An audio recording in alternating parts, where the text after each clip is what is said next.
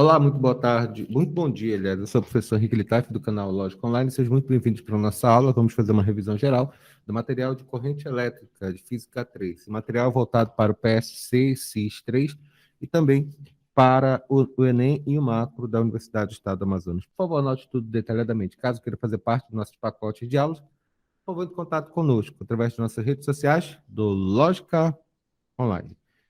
O material de corrente elétrica, para a gente poder entender isso aqui é uma bateria, conforme já está sendo colocado, isso aqui é uma bateria, e nessa bateria eu vou desenhar um fio. Entre esses pontos A e esse ponto B que nós temos aqui, nós temos uma diferença de potencial, que é DDP. Eu vou desenhar esse sistema aqui do lado, tá bom? Eu vou desenhar uma seção de um fio condutor, por exemplo, pode ser um fio de cobre, e que tem os terminais colocados nesses sistemas. Aqui eu tenho um potencial de A, vamos dizer que seja potencial positivo, e aqui tem um potencial de B, que seja potencial negativo. O sentido convencional da corrente elétrica é do polo negativo para o polo positivo. Então, nós desenharíamos desse jeito. Isso aqui seria o movimento das partículas negativas, né? Das partículas negativas, que são os elétrons que se movimentando dentro desse sistema. A partir dessa corrente elétrica, que é gerada por essa bateria e que é direcionada por esse fio condutor, segundo essa regra dos polos, ou seja, do polo negativo para o polo positivo, eu posso calcular aqui, levando em consideração a área, o número de elétrons que nós temos aqui. Porque o número de elétrons depende de duas coisas fundamentais: da quantidade de elétrons que efetivamente atravessa nele e, é claro, a área dessa seção transversal.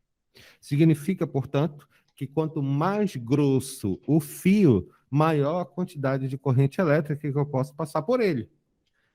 Na verdade, essa carga elétrica, que é a variação da carga elétrica, é igual a N multiplicado pelo E. Então, a carga elétrica que existe aqui nesse condutor, deixa eu escrever isso aqui.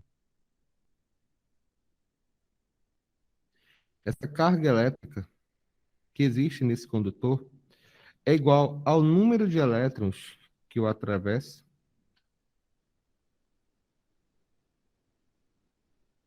multiplicado pela E, onde E chama-se carga elementar.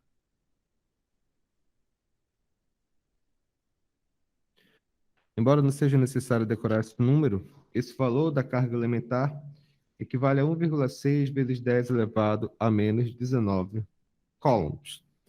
A quantidade, a intensidade de corrente elétrica, porque quando você faz uma corrente e ela passa nesse meio, você tem a produção de uma intensidade de corrente elétrica. E essa intensidade de corrente elétrica é análoga à quantidade de água que passa num cano.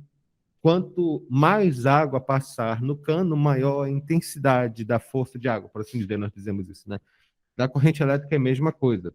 Essa intensidade de corrente elétrica, já anotaram aqui? Beleza.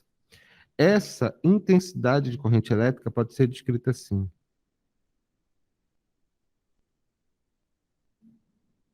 intensidade de corrente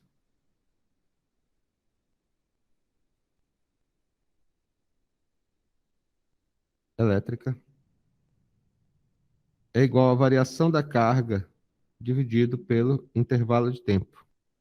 Essa carga, a unidade dela é dada em coulombs, porque aqui eu tenho variação da carga é igual a número de elétrons multiplicado pelo E. Esse número de elétrons multiplicado pela carga elementar chama-se coulomb.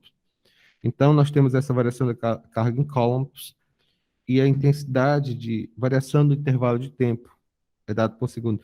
Então, esse coulomb dividido por segundo vai dar a unidade da corrente elétrica, que se chama ampere. Tá bom? Beleza, aqui, bem simples, né?